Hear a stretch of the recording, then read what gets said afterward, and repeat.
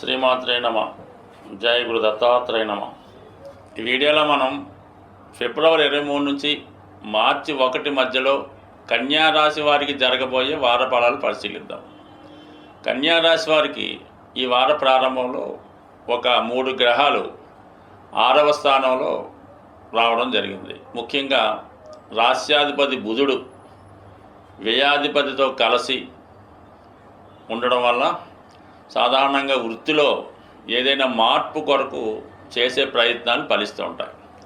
మరి 2 గ్రహాలు కలిసి 6వ స్థానంలో ఉండడం వల్ల ఆల్రెడీ 6లో ఉన్నటువంటి శని భగవానుడు ఉద్యోగ ప్రయత్నాలకి చిన్న చిన్న ఉద్యోగాలకి కారణం అవుతూ ఉంటాడు. దానికి రవి కూడా చేరడం వల్ల ఏమవుతుందంటే ప్రభుత్వ ఉద్యోగంలో ఏదైనా టెంపరీ ఉద్యోగం కానీ లేదంటే ఏదైనా ప్రభుత్వ అధికారి దగ్గర మీరు ఉద్యోగంలో చేరడానికి కూడా ఈ గ్రహస్థితి అనుకూలిస్తూ ఉంటుంది.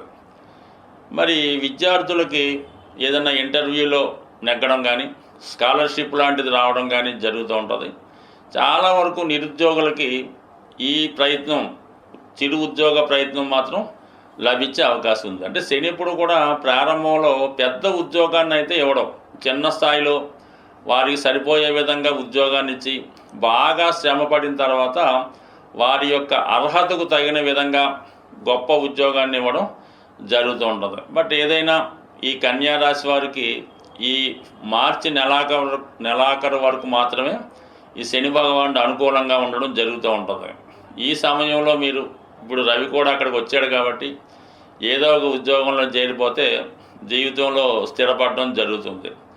ఈ అవకాశాన్ని కూడా మీరు వదులుకొని ఏదో గొప్ప ఉద్యోగం వచ్చేదాకా ఎదురు చూస్తామంటే ఇంచుమించుగా చాలా ఇబ్బందుల్లో పడే సూచనలు ఉన్నాయి. కాబట్టి తొందరగా మేలుకొని ఉద్యోగంలో ప్రవేశించడం మంచిది. అంటే 6వ స్థానంలో రవి దానిని బలపరుస్తూ 10వ స్థానంలో కుజుడు దిగ్బలుడై ఉన్నాడు.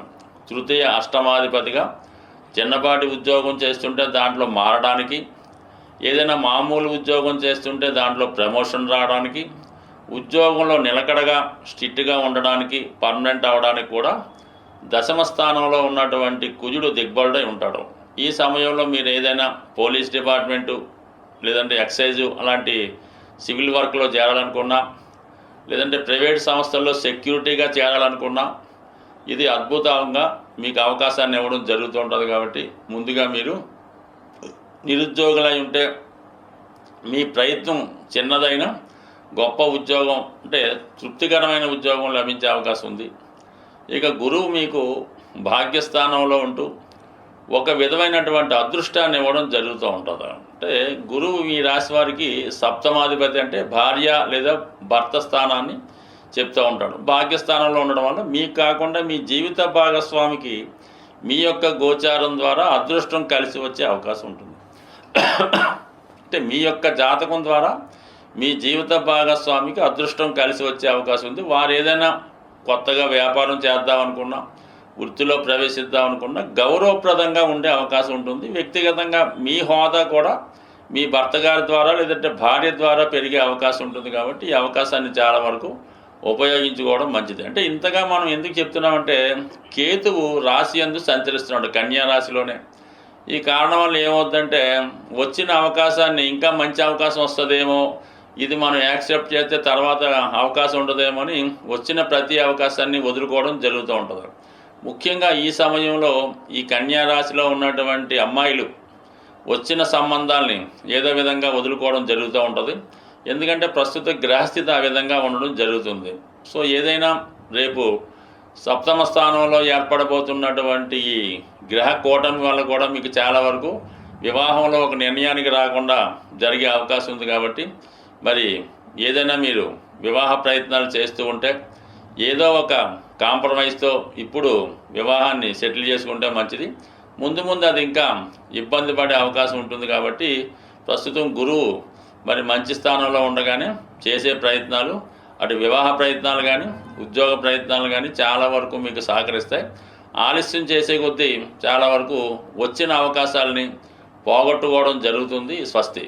సాధారణంగా మరి ఈ వార ఫలాలు ఫాలో అవుతున్న వారికి గ్రహస్థితి నుంచి గ్రహాల యొక్క శుభ అశుభ ఫలితాల నుంచి మీకు అనుకూలంగా రావడానికి ఈ వారంలో వస్తుంది మహాశివరాత్రి.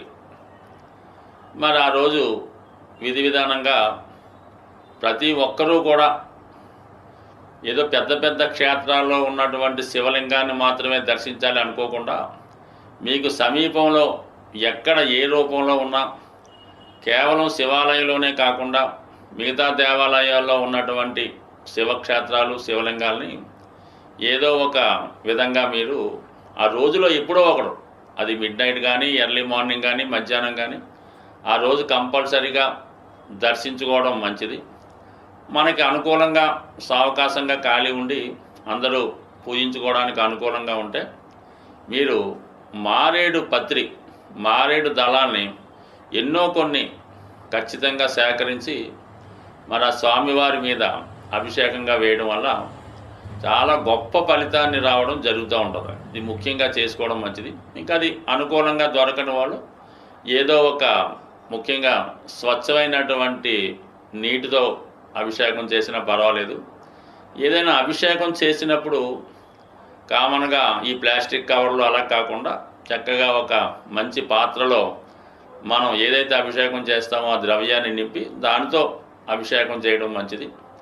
దాని తర్వాత మీరు ఆ రోజు విధి విధానంగా ఆ రోజంతా జాగరణ ఉన్నవాడు కానీ ఆహార విషయంలో కూడా చాలా సాత్వికంగా ఆహారం తీసుకోవడం వల్ల శివుని యొక్క అనుగ్రహానికి పాల్గొంటారు.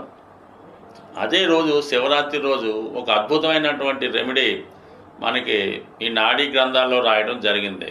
శివరాత్రి రోజు గోవుకి కూడా మీరు ఏదో విధంగా నమస్కరించి గోవుకి ఆహారంగా ఒక క్యారెట్ కానీ లేదంటే గోధుమలతో తయారు చేయనటువంటి స్వీటు హల్వా కానీ రవ్వ లడ్డు కానీ అంటే డైరెక్ట్గా నానబెట్టిన గోధుమలు కానీ ఆవుకి పెట్టడం వల్ల గోశాలలో ప్రశాంతంగా ఒక 5 నిమిషాలు 10 నిమిషాలు మరి ఈ శివనామ స్మరణ గోశాలలో చేయడం వల్ల అపూర్వమైనటువంటి ధనయోగం జాతకులకి లభించే అవకాశం ఉంది. బట్ ఏదైనా సంవత్సరంలో ఒకరోజు వచ్చే ఈ శివరాత్రి రోజు మీరు విధి విధానంగా చక్కగా నియమంగా పవిత్రంగా శివుని ఆరాధన చేయడం వల్ల శివనామ స్మరణ చేయడం వల్ల అవకాశం ఉంటే వృద్ధులకి పేదవారికి ఏదో విధంగా సహాయం చేయడం కానీ మరి ఏదైనా బాగా నడవలేని స్థితిలో ఇబ్బందుల్లో ఉన్న వాళ్ళకి మీరు దగ్గరుండి సహకరించి ఆ స్వామిని దర్శించే విధంగా వాళ్ళకి సహాయపడినా కూడా చాలా గొప్ప పుణ్యాన్ని లభిస్తుంది. ముఖ్యంగా నవగ్రహాలన్నీ కూడా శివుని యొక్క ఆధీనంలో ఉంటుంది కాబట్టి నమ్మని వాళ్ళకి నో ప్రాబ్లం. ఎవరైతే శాస్త్రాన్ని నమ్ముతారో గ్రహాల్ని విశ్వసిస్తారో వారు ఈ శివరాత్రి రోజు చక్కగా స్వామిని దర్శించడం వల్ల చాలా చక్కని ఫలితాన్ని మీరు పొందే అవకాశం ఉంటుంది. స్వస్తి.